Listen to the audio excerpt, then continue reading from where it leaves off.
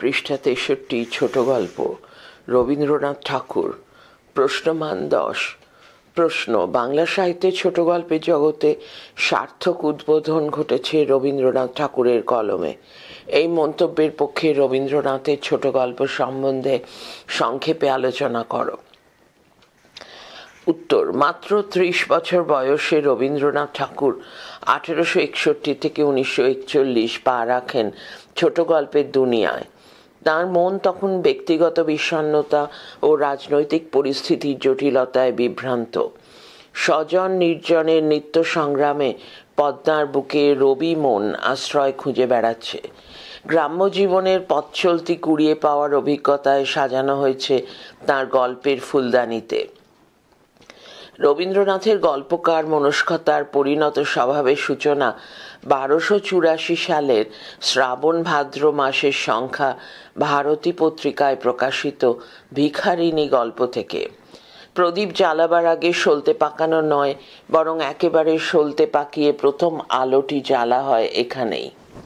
রবীন্দ্রনাথের গল্পগুলিকে গল্পগ্রন্থ ধরে আলোচনা করলেও প্রমথ চৌধুরী সম্পাদিত সবুজপত্র পত্রিকা রবীন্দ্র গল্পের বাঁক বদলে সাহায্য করেছে। গল্পগুচ্ছ পর্যায়ে প্রকাশ ১৯০০ এবং ১৯০১ খ্রিস্টাব্দ। রবীন্দ্রনাথের ছোট গল্পের সবচেয়ে বড় বৈশিষ্ট্য তার চলমানতা। বিষয় থেকে বিষয়ান্তরে চলে যাবার ক্ষমতা, লেখকের অভিজ্ঞতার ব্যাপ্তি এই সূত্রেই বোঝা যায়। গল্পগুচ্ছের গল্পকে কয়েকটি পর্যায়ে ভাগ করে আলোচনা করা যাক। ক. মনস্তাত্ত্বিকমূলক। এই পর্যায়ে উল্লেখযোগ্য গল্প ঘাটের কথা, রাজপথের কথা, ছুটি, শুভা, কাবুলিওয়ালা, খোকাবাবুর প্রত্যাবর্তন, সমাপ্তি ইত্যাদি। ঘাটের কথা ও রাজপথের কথা গল্পদ্বয় আত্মকথনের ঢঙে রচিত। ছুটি গল্পে ফটিক মৃত্যুর মাধ্যমে মুক্তি পায়। কাবুলিওয়ালাতে রহমতের পিতৃসত্তার মানসিক দ্বন্দ্ব দেখানো হয়েছে। খোকাবাবুর প্রত্যাবর্তনে চন্ন ফুলের জন্য শিশুর কান্না, এই কথাটি গল্পকে মনোজগতে নিয়ে গেছে। সমাপ্তি গল্পে মৃন্ময়ী চাপল্য, যৌবন উন্মেষের সঙ্গে বদলের ছবি ধরা পড়ে। পৃষ্ঠা ৬৪। খ. ঘটনা প্রধান। ঘটনা প্রধান পর্যায়ে পোস্টমাস্টার, গিন্নি, রামকানাইয়ের নির্বুদ্ধিতা, যজ্ঞেশ্বরের যজ্ঞ, আপদ প্রভৃতি গল্প প্রধান। পোস্টমাস্টারে বদলি হওয়া পোস্টমাস্টার ও রতনের সম্পর্ক ও বিচ্ছেদে রতনের কষ্ট প্রাধান্য পায়। পাঠশালার পণ্ডিত শিবনাথ তাঁর ছাত্র আশুকে রহস্যোচ্ছলে গিন্নি নাম দিয়েছিলেন। ঘটনা হলো এই নাম কেন্দ্রিক ট্র্যাজেডি। কন্যার বিবাহের সময় পাত্রপক্ষের কন্যাপক্ষের উপর অত্যাচার ও প্রতিবাদ আছে যজ্ঞেশ্বরের যজ্ঞ গল্পে। কিরণময়ীর মাতৃত্ব ও নীলকান্তের একগুঁয়ে অবাধ্য স্বভাব নিয়ে রচিত আপদ। গ. সমাজ সম্বন্ধীয়। এই পর্যায়ে দেনা পাওনা, একরাত্রি, ত্যাগ, মহামায়া, অনধিকার প্রবেশ, শুভদৃষ্টি, দিদি, বিচারক উল্লেখযোগ্য গল্প। পণপ্রথার ভয়ানক ছবি আছে দেনা পাওনাতে। একরাত্রিতে আছে হিন্দু বিবাহ নীতির প্রতি রবীন্দ্রনাথের দৃঢ় বিশ্বাস ও সমর্থন। অসবর্ণ বিবাহের প্রতি সমর্থন নিয়ে রচিত ত্যাগ। মহামায়া গল্পটি কৌলিন্য প্রথার কুফল বহনকারী অস্পৃশ্যতা দূরীকরণ আন্দোলনের ছবি আছে। অনধিকার প্রবেশ গল্পে। শুভদৃষ্টি প্রথার বিরোধিতা আছে শুভদৃষ্টি গল্পে। বিচারকে আছে পুরুষের অত্যাচারে নারীর গণিকা হবার কাহিনী। ঘ. গার্হস্থ্যধর্মী। এই পর্যায়ে উল্লেখযোগ্য গল্প মধ্যবর্তিনী ও শাস্তি। স্বামীর প্রতি স্ত্রীর কর্তব্য ও গভীর ভালোবাসার আলেখ্যটি মধ্যবর্তিনীতে আছে। বাংলাদেশের কৃষক পরিবারের সারল্য, সাহস, অভিমান সবকিছুকে কেন্দ্র করে চন্দরার মৃত্যু শাস্তি গল্পের মূল উপজীব্য। উঙ. রহস্যময়। এই পর্যায়ে ক্ষুদিত পাষাণ, নিশীথে, মণিহারা, গুপ্তধন, যক্ষপুরীর স্বর্ণ গহ্বরে প্রবেশ করা পর্যন্ত অলৌকিকতার ছাপ আছে গুপ্তধন গল্পে। কঙ্কাল উল্লেখযোগ্য। রবীন্দ্রনাথের চেতনাভিসারের অনুভব দিয়ে সাজানো ক্ষুধিত পাষাণ, স্মৃতি দিয়ে গড়া নিশীথে, অলঙ্কারের লোভ অলৌকিকতাকে আশ্রয় করেছে মণিহারা গল্পে। যক্ষপুরীর স্বর্ণ গহ্বরে প্রবেশ করা পর্যন্ত অলৌকিকতার ছাপ আছে গুপ্তধন গল্পে। কঙ্কাল গল্পটি নারী প্রেমের মানসিক অন্তর্দ্বন্দ্ব। গল্পগুলি অলৌকিক ও মিস্টিক রসাশ্রয়ী। মিস্টিক ময় হস্যই মধ্যেন শয়টয় হস্যই ক মানে রহস্য। সবুজপত্র যুগের গল্প। রবীন্দ্র গল্পের সবুজপত্র যুগ থেকে শুরু হয়েছে দ্বিতীয় অধ্যায়। নষ্টনীর গল্পে আছে চারু অমল ভূপতির মনস্তাত্ত্বিকতা। হালদার গোষ্ঠী গল্পে লাঞ্ছিত পৌরুষ বনোয়ারির ব্যক্তিত্ব, দেনা পাওনা নিয়ে বধূর ওপর অত্যাচার রয়েছে হৈমন্তীতে। বিবাহ রাতে গহনাগাটির হিসাব নিয়ে বরপক্ষের নির্লজ্জতা রয়েছে অপরিচিতায়। ধর্মাধিকারী গুরুর গোপন লালসাবৃত্তি আছে বৈষ্টমীতে। বোঝা যাচ্ছে গ্রাম বাংলার পরিবেশ ছেড়ে শহুরে মানসিকতায় রবীন্দ্র গল্পের পথ চলা। প্রশ্ন: চোখের বালি থেকে বাংলা উপন্যাসের যে নতুন গতিপথ সূচিত হয়েছে তার পরিচয় দাও। উত্তর: রবীন্দ্র উপন্যাসের ধারায় হৃদয় রহস্যের সঙ্গে প্রণয় ঘটিত দ্বন্দ্বের শুরু চোখের বালি থেকে। উপন্যাসের সূচনায় তিনি লিখেছিলেন, উদ্ধৃতি, সাহিত্যের নবপর্যায়ের পদ্ধতি হচ্ছে ঘটনা পরম্পরার বিবরণ দেওয়া নয়, বিশ্লেষণ করে তাদের আঁতের কথা বের করে দেখানো। উদ্ধৃতি শেষ। সাহিত্যের পরিভাষায় একে বলা হয় মনস্তাত্ত্বিক উপন্যাস, সাইকোলজিক্যাল নভেল। চোখের বালি উপন্যাসে তাই রবীন্দ্রনাথ শুধুমাত্র ঘটনার বর্ণনা দিলেন না, চরিত্রের গভীরে ডুব দিলেন এবং বিশ্লেষণ করলেন চরিত্রের অন্দরমহলের ভাঙা গড়ার কথা। এই প্রশ্নটি পৃষ্ঠা ৮১ থেকে।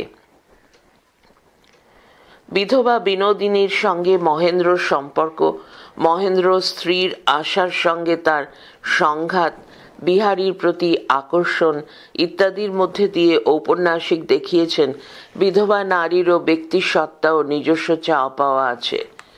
যুগ সঞ্চিত সংস্কারে এই আঘাত চোখের বালিকে স্বতন্ত্রতা দিয়েছে। পৃষ্ঠা ৮২। প্রাক রবীন্দ্র পর্বে বিষবৃক্ষ, কৃষ্ণকান্তের বিল বা রজনীতে বঙ্কিমচন্দ্র এই রীতির বিস্তার করলেও তা উপন্যাসের বৈশিষ্ট্য হয়ে ওঠেনি। চোখের বালিতেই রবীন্দ্রনাথ চরিত্রসমূহের মনোবিশ্লেষণের উপর জোর দিলেন। তাই আঁতের কথা উদ্ঘাটনের সঙ্গে সঙ্গে বাংলা সাহিত্যেও মনোবিশ্লেষণের দরজা খুলল। বাংলা উপন্যাসেও নব্য বাস্তবতার অভিমুখীন হয়েছে চোখের বালির হাত ধরে। মনস্তাত্ত্বিক এই উপন্যাসে রবীন্দ্রনাথ বেছে নিয়েছেন আশ্চর্য সাবলীল এক ভাষা। কাব্যের জল ও গদ্যের স্থল, এই দু প্রান্তই স্পর্শ করেছে চোখের বালি। ক্ষিপ্র দ্বিচারী ভাষা, তার সঙ্গে যুক্ত হয়েছে অপূর্ব কাব্যিক উপমার সুষমা। এর পূর্বে বঙ্কিমী উপন্যাসে সমাস ও তৎসম জড়তামুক্ত এমন সাবলীল ভাষা দেখা যায়নি। তাই গঠনগত দিক থেকেও চোখের বালি আধুনিকতা মণ্ডিত। প্রশ্ন: ঐতিহাসিক উপন্যাস কাকে বলে? বঙ্কিমচন্দ্র নিজে কেন রাজসিংহকেই ঐতিহাসিক উপন্যাস হিসেবে চিহ্নিত করেছেন সে ব্যাপারে তোমার অভিমত দাও। উত্তর: যে উপন্যাসের মূল কাহিনী হবে ইতিহাসাশ্রয়ী, প্রধান চরিত্র হবে ঐতিহাসিক ব্যক্তিত্ব, চরিত্রগুলির অন্তর্সংঘাত হবে সুস্পষ্ট এবং সর্বোপরি অতীত যুগের সৌন্দর্য লোককে তুলে ধরতে হবে বলে যুগের কণ্ঠস্বর টোন TONE এবং temper TEMPER of age AGE কে রক্ষা করা দরকার। সেই উপন্যাসই ঐতিহাসিক উপন্যাস। ঐতিহাসিক উপন্যাস রচনায় বঙ্কিমের উদ্দেশ্য ঐতিহাসিক রসসৃজন। রাজসিংহ উপন্যাসটির পূর্বে রচিত উপন্যাসগুলিতে ইতিহাসের প্রসঙ্গ থাকলেও এখানে ঐতিহাসিক ঘটনার রোম্যান্স রসকে ঘন করেছে। কিন্তু রাজসিংহতেই রাজপুত রানা সিংহের সঙ্গে মোগল সম্রাট ঔরঙ্গজেবের মহাযুদ্ধের কাহিনী ঐতিহাসিক সত্য ও যুদ্ধের পরিণাম ও ইতিহাস, কিন্তু যুদ্ধের কারণটি বঙ্কিমের কল্পনা। ঐতিহাসিক কারণকে সম্পূর্ণ উজ্জ্ব রেখে চঞ্চল কুমারীর বিষয়কে যুদ্ধের কারণ রূপে দেখিয়ে তিনি উপন্যাসের ইউনিটি অফ অ্যাকশনকে বজায় রেখেছেন। উপন্যাসের স্বার্থেই তিনি জেবুন্নিসার ত্রিকোণ প্রেম, মানিকলাল ও নির্মল কুমারীর পরিকল্পনা ইত্যাদি অনৈতিহাসিক চরিত্র ও তথ্যাদি স্থান পেয়েছে। ইভেন্ট নিয়ে মাথা ঘামানো ঐতিহাসিক, কিন্তু উপন্যাস প্রবাবল পসিবিলিটির উপর গুরুত্ব প্রদান করে। রাজসিংহ এবং ঔরঙ্গজেবের মহাযুদ্ধে ইতিহাসই বেশি কথা বলেছে। ইতিহাসের এই একাধিপত্যকে নিয়ন্ত্রণে এনে প্রেম ও সংঘাতের মিশ্রণে রাজসিংহ ও ঔরঙ্গজেবকে মৃত্তিকায় নামিয়ে এনে তাদের হৃদয় সমস্যাকে উন্মুক্ত করেছেন। এইভাবেই বঙ্কিমচন্দ্র ইতিহাস ও উপন্যাসের মধ্যে একটা সামঞ্জস্য বিধান করেছেন এবং রাজসিংহ হয়ে উঠেছে সার্থক ঐতিহাসিক উপন্যাস। পৃষ্ঠা ৮৩। প্রশ্ন: রবীন্দ্রনাথের দুটি রাজনৈতিক উপন্যাসের নাম লেখো। লেখকের রাজনৈতিক মতাদর্শ তাতে কতটা প্রতিফলিত হয়েছে লেখো। উত্তর: রবীন্দ্রনাথের দুটি রাজনৈতিক উপন্যাস ক. ঘরে বাইরে ১৯১৬, খ. চার অধ্যায় ১৯৩৪। ঘরে বাইরে উপন্যাসের মধ্যে আছে বঙ্গভঙ্গের প্রতিবাদে ব্রিটিশ পণ্য বয়কট নীতির সূত্রে দেশব্যাপী গণজাগরণ, বিলিতি দ্রব্য বর্জন, চরমপন্থী নেতাদের উদ্দাম বাগ্মিতা। নিখিলেশ বিমলার সুখী সংসারে সন্দীপের মতো ভড়ংধারী রাজনৈতিক নেতারা কিভাবে ছিন্নভিন্ন করে ঘরে বাইরে, তার দৃষ্টান্ত। নিখিলেশ বিমলার সুখী সংসারে সন্দীপের মতো ভড়ংধারী রাজনৈতিক নেতারা কিভাবে ঘরে বাইরে ছিন্নভিন্ন করে, এটি ঘরে বাইরে তার দৃষ্টান্ত। রবীন্দ্রনাথ কখনোই রাজনীতিকে ব্যক্তিগত অধিকার করার পক্ষপাতী ছিলেন না। সেজন্য স্বাদেশিকতায় ক্ষতগুলি দেখিয়েছেন সন্দীপের মাধ্যমে। চার অধ্যায় উপন্যাসে ভারতবর্ষের মুক্তির জন্য সন্ত্রাসবাদী কার্যকলাপের প্রতি অনাস্থা এবং তার রূঢ় সমালোচনা করেছেন রবীন্দ্রনাথ। রবীন্দ্রনাথের একাধিক প্রবন্ধে বিপ্লবীদের কার্যকলাপের সমালোচনার মধ্যে যে একটি ইতিবাচক দিকের পরিচয় ছিল, এখানে তার বিপরীতে সম্পূর্ণ নেতিবাচক মনোভাব উপস্থিত। এলাউদ্দিনের জীবনযাত্রার মাধ্যমে বলতে চেয়েছেন স্বভাব ধর্ম উপেক্ষা করে সন্ত্রাসবাদে আত্মদানের বিরুদ্ধে সতর্কবাণী। এই দুটি উপন্যাসের ফ্রেমে তাই উঠে এসেছে স্বদেশিয়ানার আগুন ছোঁয়াচ। প্রশ্ন: রাজর্ষি কবে প্রকাশিত হয়? ইতিহাস আশ্রয়ী উপন্যাস রচনায় রবীন্দ্রনাথের কৃতিত্ব বিচার করো। উত্তর: রাজর্ষি উপন্যাসের প্রকাশকাল 1887 খ্রিস্টাব্দ। ইতিহাসাশ্রয়ী রোম্যান্টিক উপন্যাস রচনার পূর্বসূরি বঙ্কিমচন্দ্রের কাছ থেকেই রবীন্দ্রনাথ ইতিহাসাশ্রয়ী উপন্যাস রচনায় অনুপ্রাণিত হন। বৌঠাকুরানীর হাট 1883 ও রাজর্ষি 1887 এই দুটি রবীন্দ্রনাথের ঐতিহাসিক উপন্যাস। বৌঠাকুরানীর হাট উপন্যাসে ইতিহাসের অংশটি হল রাজা প্রতাপাদিত্যের কাহিনী। তবে প্রতাপের পিতৃব্য বসন্ত রায়, পুত্র উদয়াদিত্য এবং কন্যা বিভার অনৈতিহাসিক কাহিনী অংশই প্রধান। প্রতাপের স্বৈরাচারী শক্তির বিপক্ষে উদয়াদিত্যের প্রেম শক্তির গৌরবময় ভূমিকা নির্দেশে ঔপন্যাসিকের জীবন দর্শনের আভাস মেলে। রাজর্ষি উপন্যাসের কাহিনী উৎস ত্রিপুরার রাজবংশের ইতিহাস। উপন্যাসটির কেন্দ্রীয় চরিত্র রাজা গোবিন্দমাণিক্য ত্রিপুরেশ্বরী মন্দিরে বলিদান বন্ধ করে দেওয়ায় রাজা ও পুরোহিত রঘুপতির মধ্যে দ্বন্দ্ব বাধে। শেষে প্রথা ও সংস্কারের চেয়ে মানবিক আদর্শের স্নেহ, প্রেম, ভালোবাসার প্রভাব যে কত গভীর তা জয়সিংহ হারা রঘুপতির হাহাকারের মধ্য দিয়ে ব্যক্ত হয়েছে। পৃষ্ঠা ৮৪।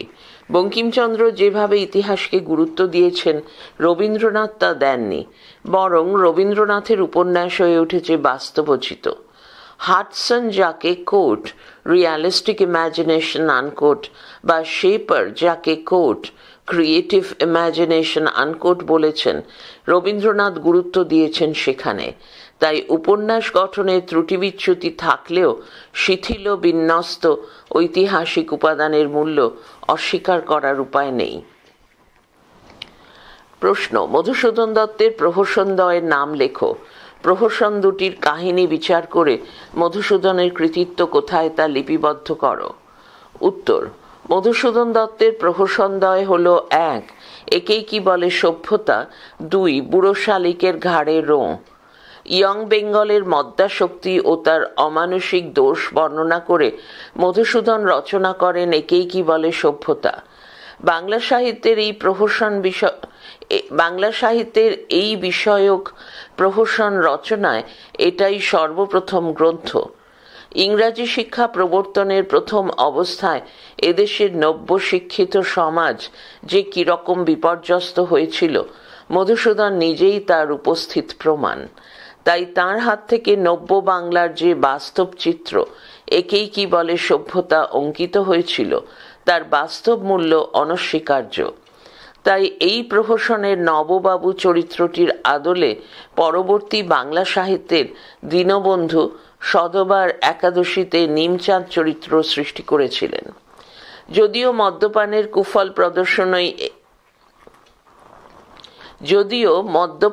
কুফল প্রদর্শনী একেই কি বলে সভ্যতার বিশিষ্ট উদ্দেশ্য, কিন্তু এই প্রহসনের কোথাও এই বিষয়ে কোনো বক্তৃতা নেই, কেবলমাত্র নাট্যিক ক্রিয়ার ভেতর দিয়েই অপকার দেখানো হয়েছে।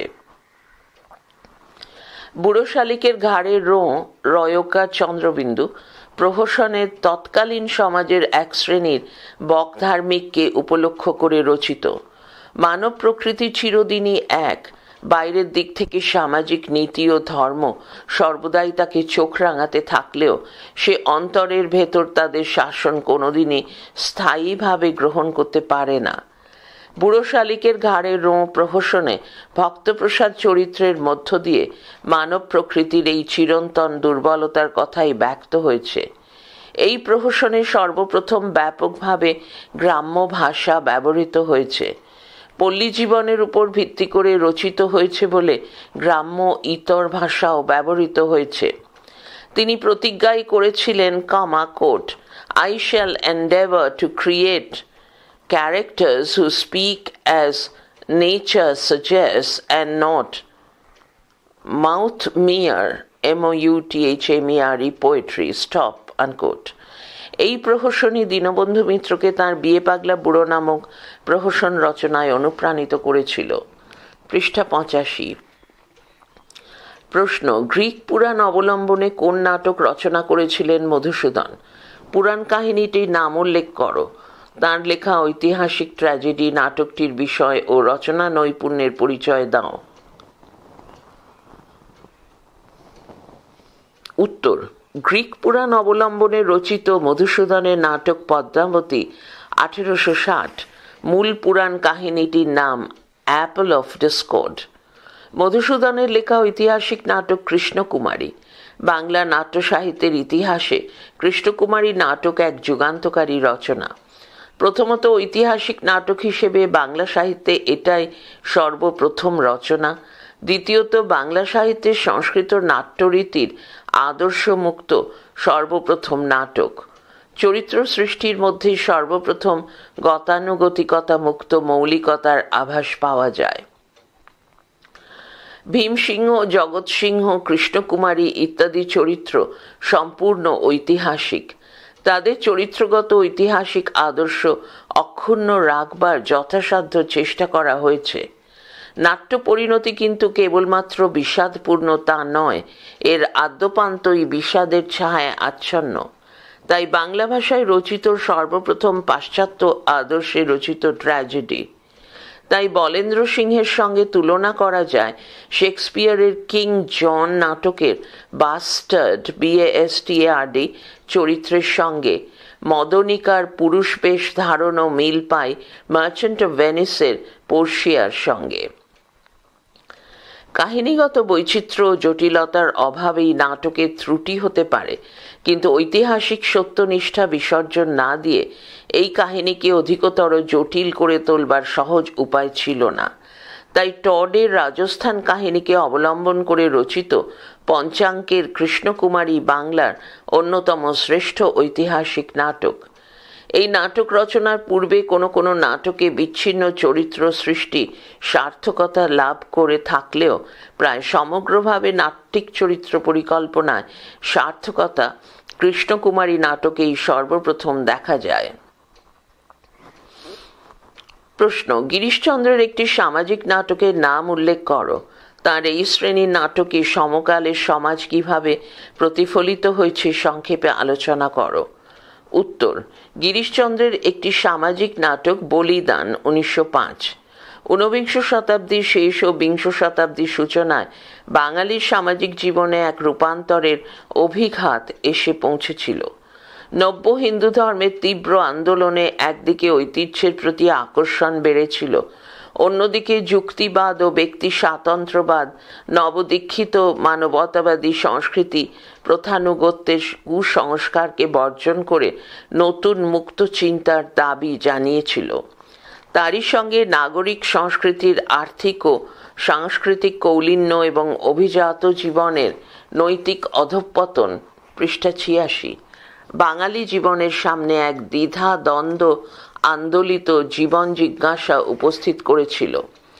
বহু বিবাহ তখন অসঙ্গত, বিধবা বিবাহ আইন সিদ্ধ অথচ অপ্রচলিত, পণ প্রথা বহুল প্রচলিত, গ্রামাঞ্চলে বিদ্যাশিক্ষার নেহাত অভাব ও কুসংস্কারের একচ্ছত্র রাজত্ব।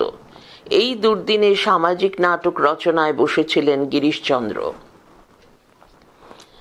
গিরিশচন্দ্রের সামাজিক নাটক প্রফুল্লতে রমেশের কপটতা, সুরেশের চৌর্যবৃত্তি, অসহায়তার মধ্যেও অত্যধিক মদ খাওয়ায় যোগেশের বিচার বিলুপ্তি সেই যুগের সামাজিক চিত্র। পণ প্রথার বিষময় পরিণতি বলিদান নাটকের বিষয়বস্তু। বিধবার প্রেম সমস্যা নিয়ে রচিত শাস্তি কি শান্তি। গিরিশচন্দ্রের যুগ ছিল হিন্দু পুনরুত্থানবাদের কাল, আর মানসিকতায় গিরিশচন্দ্র স্বয়ং প্রাচীনপন্থী। প্রাচীন বিশ্বাসের প্রতি, প্রথার প্রতি আনুগত্য ছিল তাঁর ব্যক্তিগত জীবনে। ভাবুকতাকে জোর দিয়েছেন বলে নাটকে বাস্তবতা আনার চেষ্টা করেও বেশিরভাগ ক্ষেত্রে জীবনের যথাযথ চিত্র হয়ে ওঠেনি। সমকালীন সমাজের কপটতা, জোচ্চুরি, ধর্মান্ধতা, প্রবৃত্তির অসংযম, আর্থিক লালসা, এই নানান অসঙ্গতিকে নাটকের মধ্য দিয়ে ব্যঙ্গ করার কোনো ওষুধ ছিল না তার। পেছনের দিক থেকে হাঁটতে শুরু করে তিনি শ্লথ গতিতে কিছুটা এগিয়েছেন। তাই পণ প্রথার বিরুদ্ধে বিদ্রোহ করে নারী প্রগতির যে জয়ধ্বজা রবীন্দ্র ছোট গল্পে দেনা পাওনা উড়েছিল, গিরিশচন্দ্র সামাজিক নাটকে তার সংবেদন জানাতে পারেননি। টিকা লেখো: পথের পাঁচালী, চোখের বালি, রাজসিংহ, মধুসূদনের প্রহসনদ্বয়, শ্রীকান্ত, আনন্দমঠ, নবান্ন। উত্তর: পথের পাঁচালী। বিভূতিভূষণ বন্দ্যোপাধ্যায় রচিত গ্রন্থ পথের পাঁচালী। পথের পাঁচালীর পারিভাষিক পরিচয় উপন্যাস, আবার কেউ বা বলেন আত্মজীবনীমূলক উপন্যাস, কিন্তু আসলে এটি একটি শিশুর জীবন পথেরই পাঁচালী। অপু নামে একটি গ্রাম্য দরিদ্র সন্তানের শিশু থেকে ক্রমশ বড় হয়ে ওঠার কাহিনী এর বিষয়। কোনো নিটোল ছক বাঁধা কাহিনী এতে নেই। আছে কেবল অপুর জগৎ ও জীবন সম্বন্ধে বিপুল বিস্ময় ও তার সম্বন্ধে জানবার আকাঙ্ক্ষা। পথের পাঁচালীতে অপুর জীবনের প্রথম খণ্ড, তারপর অপরাজিত গ্রন্থের দুটি খণ্ডে জীবনের বৃত্ত সম্পূর্ণতা লাভ করেছে, পাঁচালী সম্পূর্ণ হয়েছে।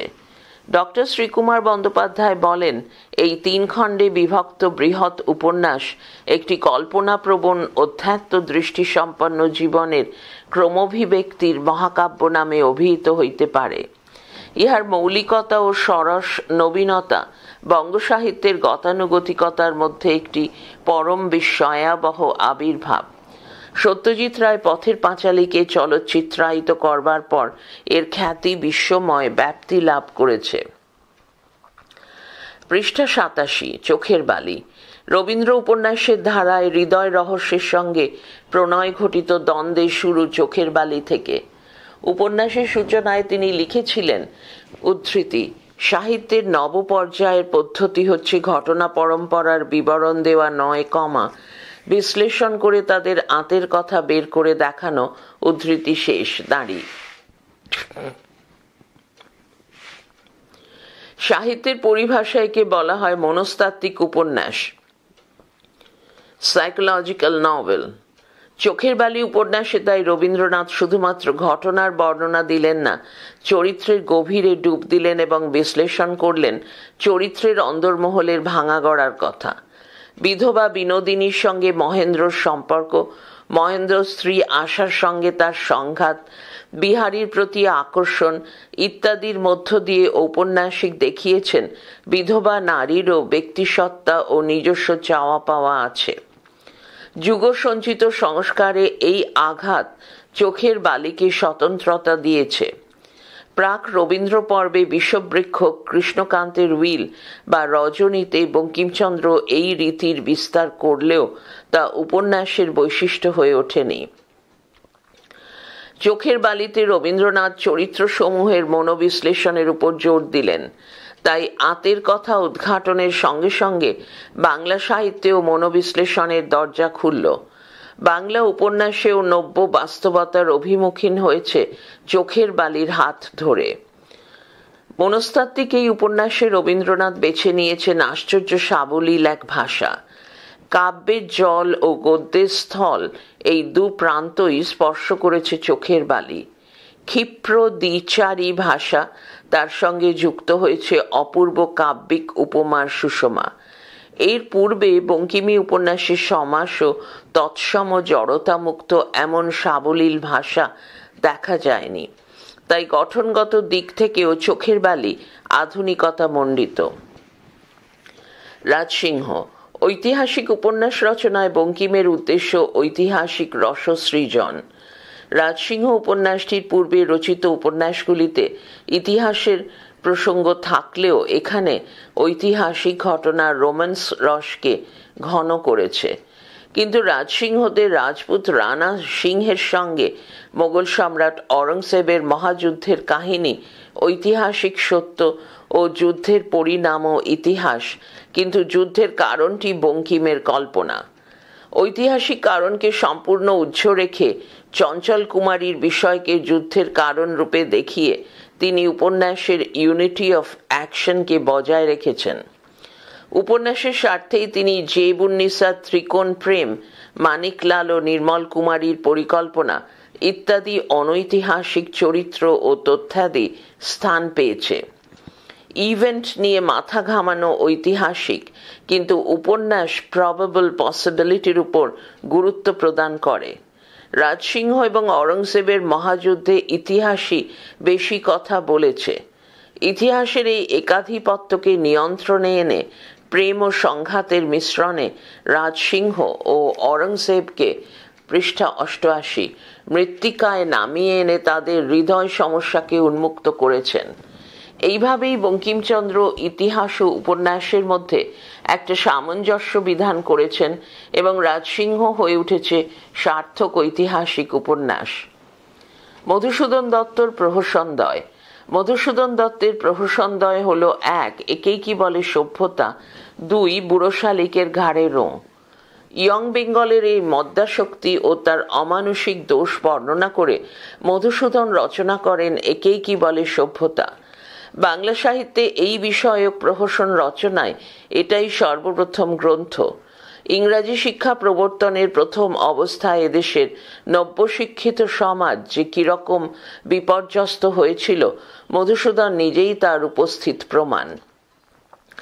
তাই তাঁর হাত থেকে নব্য বাংলার যে বাস্তব চিত্র একেই কি বলে সভ্যতায় অঙ্কিত হয়েছিল তার বাস্তব মূল্য অনস্বীকার্য। তাই এই প্রহসনের নববাবু চরিত্রটির আদলে পরবর্তী বাংলা সাহিত্যের দীনবন্ধু সধবার একাদশীতে নিমচাঁদ চরিত্র সৃষ্টি করেছিলেন।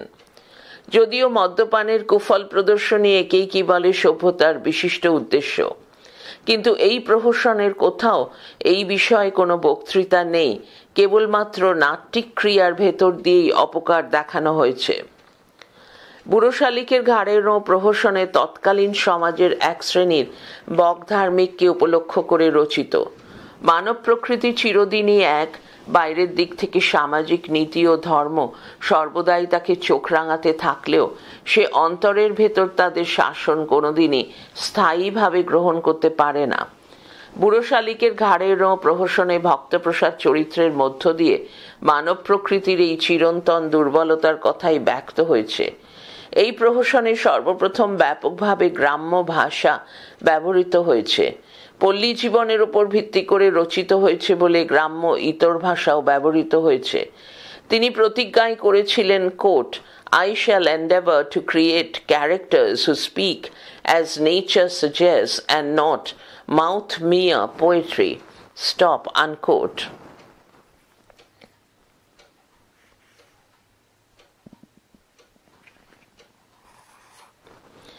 শ্রীকান্ত এই প্রহসনই দীনবন্ধু মিত্রকে তাঁর বিয়ে পাগলা বুড়ো নামক প্রহসন রচনায় অনুপ্রাণিত করেছিল। শ্রীকান্ত শরৎচন্দ্র চট্টোপাধ্যায় রচিত শ্রেষ্ঠ উপন্যাস। উপন্যাসটিতে 4টি পর্ব আছে। এটি ভ্রমণ কাহিনী না উপন্যাস না আত্মজীবনীমূলক উপন্যাস তা নিয়ে বিতর্ক আছে। অনেকে একে আত্মজীবনীমূলক উপন্যাস বলার পক্ষপাতী, কারণ এতে শরৎচন্দ্রের ব্যক্তি জীবনের ছায়াপাত ঘটেছে। শ্রীকান্ত এই উপন্যাসের নায়ক। শ্রীকান্তের সঙ্গে ইন্দ্রনাথ, অন্নদা দিদি, রাজলক্ষ্মী, অভয়া, কমললতার সম্পর্ক বিবৃত হয়েছে। শ্রীকান্ত ভবঘুরে বন্ধনহীন চরিত্র। এই বন্ধনহীন চরিত্রের সঙ্গে নায়িকাদের সম্পর্কে টানাপোড়েন বিবৃত হয়েছে। আত্মকথনের ভঙ্গিতে উপন্যাসটি রচিত হওয়ায় উপন্যাসটি বিশিষ্ট হয়ে উঠেছে। পৃষ্ঠা 89, আনন্দমঠ। বঙ্কিমচন্দ্র চট্টোপাধ্যায় লেখা আনন্দমঠ দেশাত্মবোধক উপন্যাস। উপন্যাসটি প্রকাশিত হয় 1882 খ্রিস্টাব্দে। উপন্যাসটি সন্ন্যাসী বিদ্রোহ ও 76-এর মন্বন্তরের পটভূমিতে রচিত। এই উপন্যাসটি ভারতবর্ষের বিপ্লববাদের প্রেরণা। আনন্দমঠে ভবানন্দ, জীবানন্দ, কল্যাণী চরিত্রের মধ্য দিয়ে একদিকে শুষ্ক জীবনে কর্তব্যের আহ্বান ও পুরুষের নারীর প্রতি অদম্য আকর্ষণকে দেখানো হয়েছে।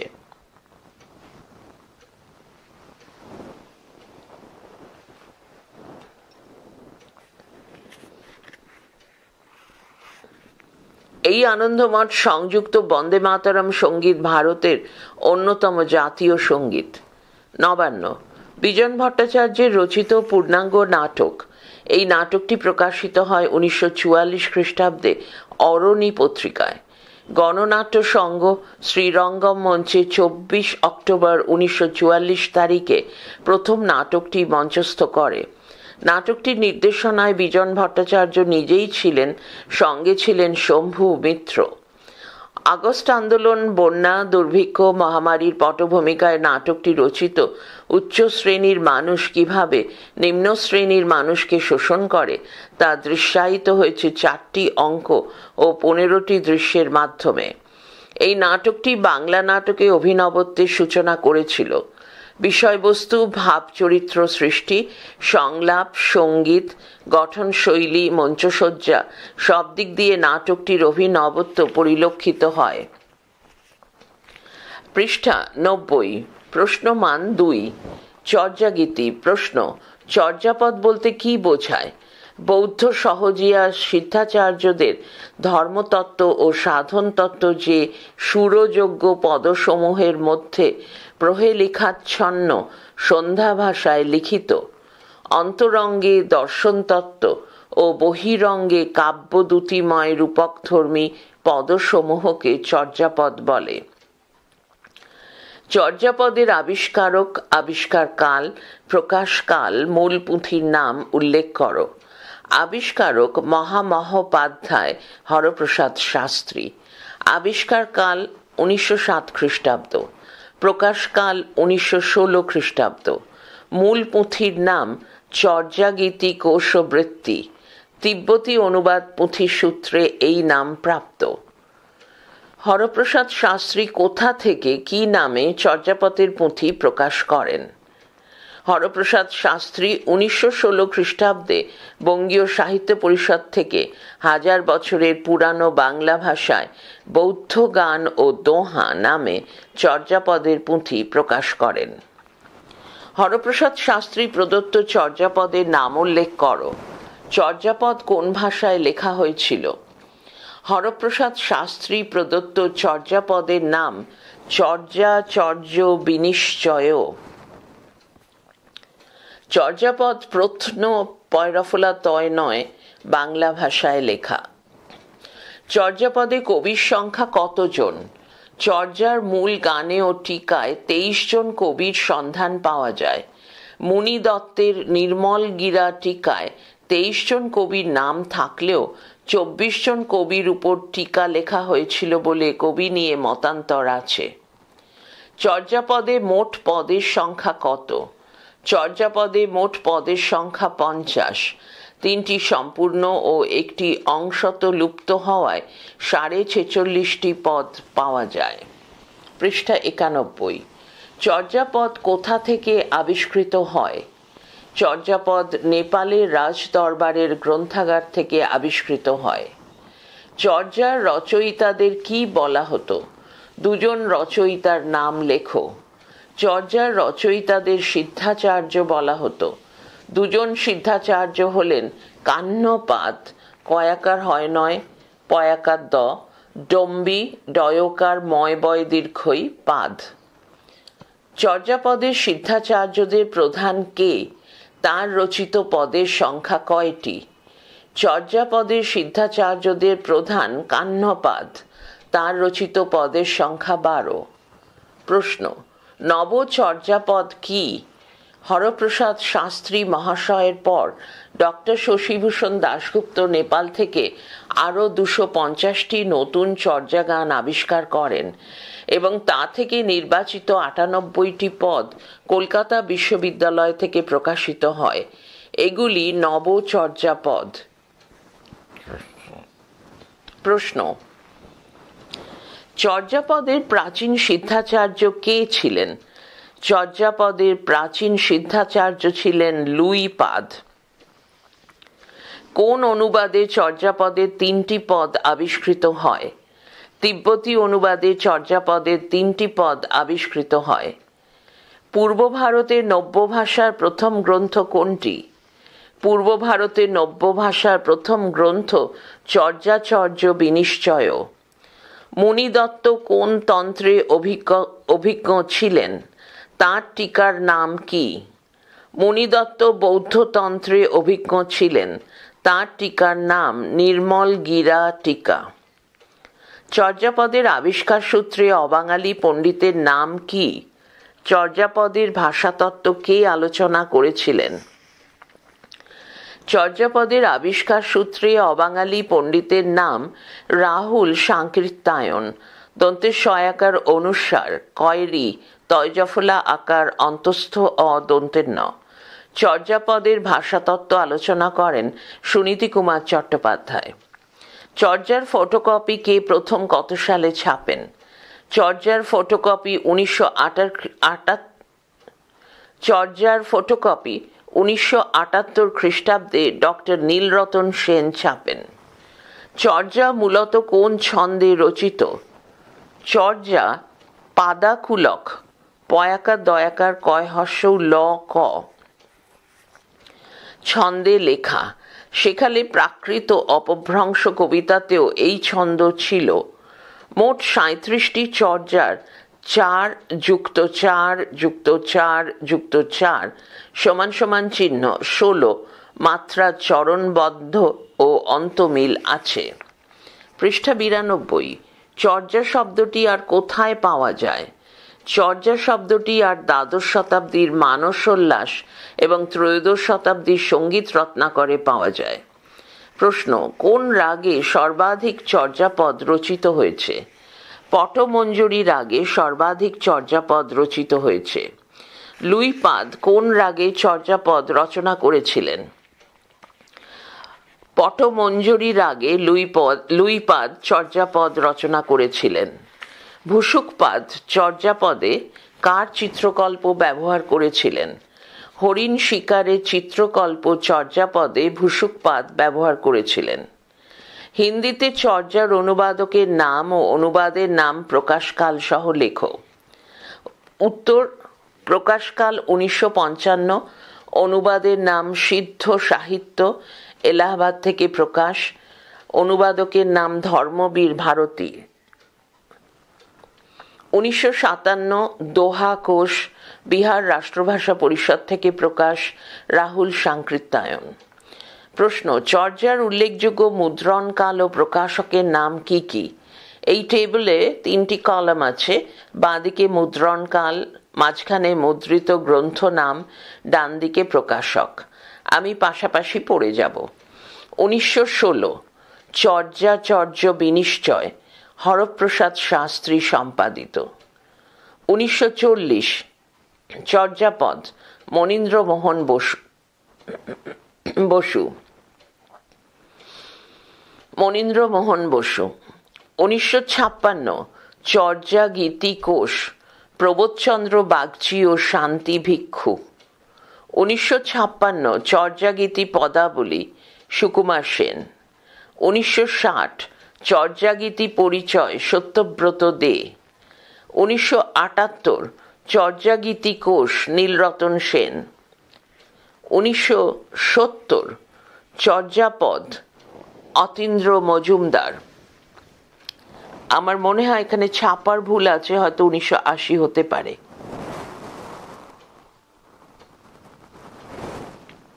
1981, চর্যাগীতি পঞ্চাশিকা, সুমঙ্গল রানা। 1981, চর্যাগীতি পরিক্রমা, ডক্টর নির্মল দাস। 1984, চর্যাগীতিকা, সৈয়দ আলী আহসান। 93, পৃষ্ঠা 93, চর্যাগীতির শেষতম পদে কোন রাগ উল্লেখ আছে? চর্যাগীতির শেষতম পদে রামক্রী রয়াকার ম কয়রাফলা দীর্ঘই রাগের উল্লেখ আছে। কোন চর্যাকার নিজেকে বাঙালি বলে ঘোষণা করেছিলেন? ভূসুকপাদ নিজেকে বাঙালি বলে ঘোষণা করেছিলেন। চর্যাপদে কোন কবির সর্বাধিক পদ ভণিতাযুক্ত? চর্যাপদে কান্নপাদের সর্বাধিক পদ ভণিতাযুক্ত। কোন চর্যাকবি নিজেকে রাইতু অশ্ন রয়াকার রস্যই তয়হস্য বলে দাবি করেছেন? ভূসুকপাদ নিজেকে রাইতু বলে দাবি করেছেন। লুইপাদের রচিত একটি গ্রন্থ অভিসময় বিভঙ্গ / শ্রী ভগবদ ভিসময়। প্রশ্ন, লুইপাদের রচিত একটি গ্রন্থের নাম করো। লুইপাদের রচিত একটি গ্রন্থ অভিসময় বিভঙ্গ শ্রী ভগবদ ভিসময়। কোন চর্যাকবি চর্যাগীতিতে পদ্মা নদীর উল্লেখ করেছেন কত সংখ্যক পদে? ভূসুকপাদ 49 নম্বর চর্যাগীতিতে পদ্মা নদীর উল্লেখ করেছেন। চর্যার ভাষাকে কি বলা হয়? চর্যার ভাষাকে সন্ধ্যা ভাষা বলা হয়। চর্যাপদ, নানা মুনির নানা মত। একটি টেবিল আছে, তার মধ্যে 2টি কলাম আছে। বাঁ দিকে ব্যক্তিবর্গ, ডান দিকে মতামত। আমি পাশাপাশি পড়ছি। 1, ব্যুৎপত্তিগত অর্থ গমনশীল। 2, ব্রতীন্দ্রনাথ মুখোপাধ্যায় আধ্যাত্মিক মার্গে গমন করার জন্য গেয় গীত। 3, Bidhushekhar Shastri. The word carry primarily means the word Chorja, C-A-R-Y-A, primarily means a religious observance and secondarily a treatise dealing with it. 4, Max Muller, অধ্যয়ন। 5, সুকুমার সেন। চর্যা শব্দের আগমন নটচর্যা শব্দ থেকে। বৌদ্ধ ভিক্ষুরা এসব গান গেয়ে ভিক্ষা করতেন। এরা ছিলেন পরিব্রাজক নটের মতো। চড়ক নটের গান বলে এগুলোকে বলা হয় নটচর্যা। 6 সৈয়দ মুর্তজা আলী, অসমীয়া ভাষায় চর্যার অর্থ অভ্যাস। পরের পৃষ্ঠা 94, শ্রীকৃষ্ণ কীর্তন।